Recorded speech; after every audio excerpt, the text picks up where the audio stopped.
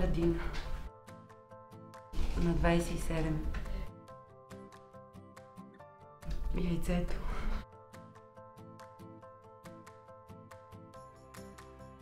Лили Иванова.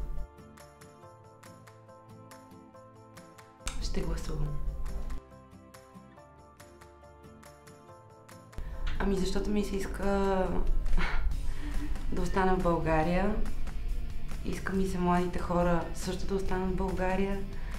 Децата ми, бъдещите ми деца да останат в България, да се развиват тук, да не се притесняват. Гласувам за това да запазим природата си чиста, да не хвърляме фасовете си през колите, да хвърляме разделно боклуците си.